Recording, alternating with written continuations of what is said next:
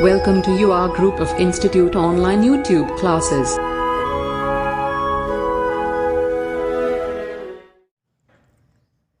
Good morning students, मैं अंकित सोनी आज आपके सामने लेकर आया हूँ फिर से क्लास 12 बिजनेस स्टडीज़ का एक नया टॉपिक।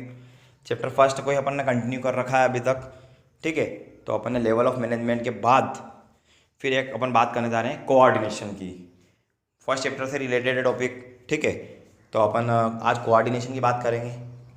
कोऑर्डिनेशन होता क्या है, इसकी कैरेक्टरिस्टिक्स क्या हैं, ठीक है। तो अपन डिटेल में बात करते हैं स्टूडेंट। चलो सबसे पहले अपन मीनिंग ऑफ कोऑर्डिनेशन की बात करेंगे। तो कोऑर्डिनेशन क्या होता है, देखो पहले अपन समझ लेते हैं।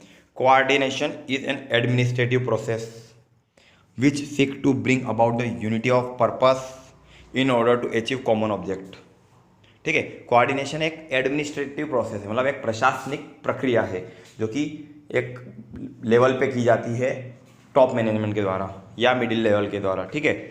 इसका मतलब क्या है, इसका उद्देश्य क्या है कि सभी जितने भी एम्प्लॉयज़ आपके बिजनेस में, आपके ऑर्गेनाइजेशन में काम कर रहे हैं, उनके काम में क्या करना, यूनिटी लाना, एक जैसा काम करे वो, मिल के काम करे वो। ये कोऑर्डिनेशन का मुख्य उद्देश्य है, ताकि बिजनेस का जो एक कॉमन ऑब्जेक्टिव है बिजनेसमैन का या उस ऑर्गेनाइजेशन का जो पर्टिकुलर लक्ष्य है, ऑब्जेक्टिव कहते हैं जिसको, वो आसानी से अचीव किया जा सके। और वो अचीव कब होगा, जब सारे एम्प्लॉयज़ इफेक्टिव मैनर में साथ में मिलकर काम करेंगे। समझ में आ रहा है आपको। Coordination implies a cooperative situation where two or more participant have a common goal and where each has sufficient information as to what other are going to do to enable him to make correct decision. Yes, क्या समझ में आया है। Coordination एक cooperative situation है। Cooperative situation मतलब cooperate करना पड़ता है जहाँ पे एम्प्लॉयज़ को आपस में दो या दो से ज़्यादा पार्टिसिपेंट या अपन एम्प्लॉयज़ बोलो या पर्सन्स बोलें, जिन उनके पास एक कॉमन ऑब्जेक्ट होता है, कॉमन गोल होता है, और उस गोल को अचीव करने के लिए उनके पास सफिशिएंट इन्फॉर्मेशन भी होती है कि हमको कैसे, कब और इस पर्टिकुलर ऑर्गेनाइजेशन के गोल को अचीव करना है। समझ में आ रहा है, ठीक है। तो कोऑर्डिनेशन क्या है, एक एडमिनिस्ट्रेटिव प्रोसेस है जो कि दो या दो से ज़्यादा जहाँ पे एम्प्लॉयज़ काम करते हैं उनके बीच में काम करने की जो कंडीशन है उसको हम एक अच्छे तरीके से करवा सकें। ये कोऑर्डिनेशन उनके बीच में समन्वय बना रहे, ठीक है। अब अपन अगली बात करने वाले हैं नेचर ऑफ कोऑर्डिनेशन की। तो coordination integrate group efforts, nature बोलूँ या इसकी कैरेक्टरिस्टिक्स में भी ये लिख सकते हैं आप, इसके कोऑर्डिनेशन की फीचर में भी यही चलेगा, ठीक है। नेचर, फीचर या कैरेक्टरिस्टिक्स एक ही बात है। तो अपन let's start. Coordination integrate group efforts. Coordination unifies unrelated और diverse interest into purposeful work activity. It give a common focus to group effort to ensure that performance is as was plan and scheduled. क्या समझ में आया कि coordination एक integrated group effort है, मतलब एक सामूहिक प्रक्रिया है जिसमें ग्रुप मेंबर्स को, सभी को ये पता होता है कि उनका कॉमन फोकस कहाँ पे रहेगा, और वो सारे ग्रुप इफर्ट करते हैं, मेहनत करते हैं उस पर्टिकुलर शेड्यूल जो पहले से प्लान किया गया है, शेड्यूल किया गया है, उस ऑब्जेक्ट को अचीव करने के लिए, ठीक है। ये पहली कैरेक्टरिस्टिक होती है कोऑर्डिनेशन की, क्या, it is integrated group effort, okay. Next nature होगा इसका, कोऑर्डिनेशन इज कंटिन्यूस प्रोसेस। याद स्टूडेंट, बहुत आसान टॉपिक है, सबसे पहला पॉइंट इसी को बना दीजिएगा, कोई बात नहीं चलेगा। कोऑर्डिनेशन क्या है, एक नेवर एंडिंग प्रोसेस है, कंटिन्यूस चलती ही रहेगी। Coordination is not a one time function, not one time function नहीं है कोऑर्डिनेशन जो एक बार किया और ख़त्म हो गया।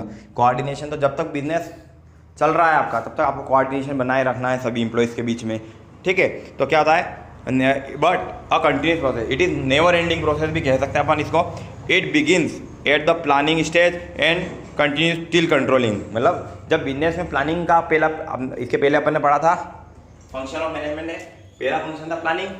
तो ये कोऑर्डिनेशन प्लानिंग से स्टार्ट हो जाता है, ऑर्गेनाइजिंग में भी चलता है, स्टाफिंग में भी चलता है, डायरेक्शन में भी चलता है और जहाँ तक आपका बिजनेस का ऑब्जेक्टिव अपन अचीव नहीं कर लेते तब तक कोऑर्डिनेशन कंट्रोलिंग प्रोसेस तक भी चलेगा। ओके, तो coordination is a continuous process. 2 point समझ में आए। थर्ड पॉइंट होगा आपका coordination is an all pervasive function. Coordination क्या है? परवसिव फंक्शन है, मतलब इसके बारे में अपन पढ़ते हैं।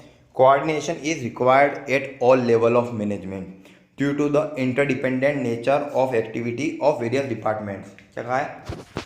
मैनेजमेंट के हर लेवल पे एप्लीकेबल है, इसलिए इसको क्या कहा हमने? परवसिव function.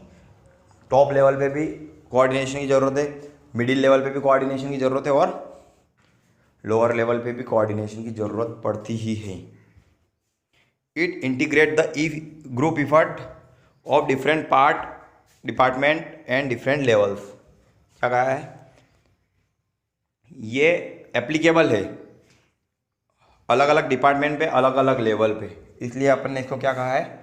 It is pervasive function. Okay, next is coordination is the responsibility of all managers. चाहे प्रोडक्शन मैनेजर हो, फाइनेंशियल मैनेजर हो, मार्केटिंग मैनेजर हो या कोई भी मैनेजर हो, उसके लिए कोऑर्डिनेशन एक बहुत बड़ी रिस्पॉन्सिबिलिटी है कि वो अपने एम्प्लॉयज़ के बीच में, अपने मेन रिसोर्सेस के बीच में कोऑर्डिनेशन बना के सारा काम करता रहे। Coordination is the function of every management in the organisation.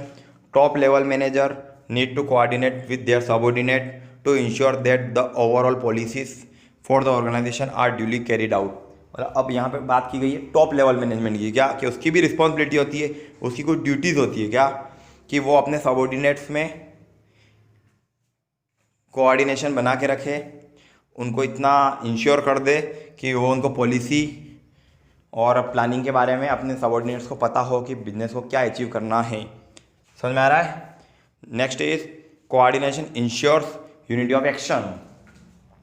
मतलब कोऑर्डिनेशन ये इंश्योर करता है कि जो एक्शन करना है एम्प्लॉयज़ को, जो काम करने जा रहे हैं, उनमें यूनिटी बनाए रखे। यूनिटी मतलब एकता बनाए रखे, मतलब जो काम कर रहे हैं वो एक जैसा, एक ग्रुप हो। कोई एम्प्लॉय अलग काम कर रहा है, कोई एम्प्लॉय अलग काम कर रहा है, उससे क्या होगा? जो बिजनेस का ऑब्जेक्टिव है उसको अचीव नहीं कर पाएंगे। समझ में आ रही बात? तो coordination ensure unity of action. तो the purpose of coordination is to secure unity of action in the realization of the common purpose. समझ में आया? वही यूनिटी ऑफ एक्शन, एक जो कॉमन पर्पस है, सभी का एक निर्धारित लक्ष्य है, उसको अचीव करने के लिए एक कॉमन पर्पस के लिए यूनिटी ऑफ एक्शन का होना बहुत ज़्यादा ज़रूरी है। मतलब सभी एम्प्लॉयज़ एक जैसा मिलकर काम करें, इसको यही कहा गया है। ठीक है, जैसे कि अब आप ये आपके सामने एक डायग्राम है, इसको देखो ध्यान से। In the absence of coordination what result is chance. देखो क्या होता है, अगर कोऑर्डिनेशन नहीं है एम्प्लॉयज़ के बीच में तो क्या होगा? देखना, ये ध्यान से देखेंगे। सेल के बारे में क्या कहा है? मतलब इसको पता नहीं है कि सेल कितना है, क्या है, कोऑर्डिनेशन नहीं था इसलिए अब घबराना। फिर दूसरा देखेंगे अपन ये नो स्टॉक। नो स्टॉक मतलब कैसे? मार्केट में एकदम बहुत सारी ज़्यादा डिमांड हो गई, अब प्रोडक्शन बंद है, स्टॉक है नहीं, तो अब ये सप्लाई कैसे करेंगे? ये देख रहा होगा अकाउंट्स, ये बैग लेके भाग रहा है, मतलब कोऑर्डिनेशन नहीं है, मतलब कहीं ना कहीं आपके प्रॉब्लम हो सकती है। स्टोर फुल स्टॉक है लेकिन मार्केट में डिमांड नहीं है। समझ में आ रही है? फिर पुअर रिपोर्ट, ये जो भी एक अकाउंटेंट है, रिपोर्ट सही से जनरेट नहीं करी तो इससे भी इसको बिजनेस में कहीं ना कहीं प्रॉब्लम हो गई। रिसेप्शन को भी देख रहे होंगे आप, मतलब कोई ध्यान नहीं, अपनी पर्सनल लाइफ को यहाँ पे बताया गया है, मतलब कि बिजनेस के काम को हटा दिया गया, कोऑर्डिनेशन नहीं है तो ये कुछ भी चल रहा है। शिपिंग में भी अनसर्टेनिटीज बताई गई, देखा ना? तो इस टाइप का जो ये, इसको एक बार और ध्यान से देखिएगा, ये कहीं ना कहीं लेक ऑफ कोऑर्डिनेशन बता रहा है डायग्राम। ठीक है, तो स्टूडेंट्स आज अपन ने मीनिंग और नेचर और कैरेक्टरिस्टिक फीचर ऑफ कोऑर्डिनेशन किया है। इसके बाद अगली क्लास अगली मिलेगी आपको इसी से रिलेटेड। ठीक है, तब तक के लिए इसको कंप्लीट करें। ओके।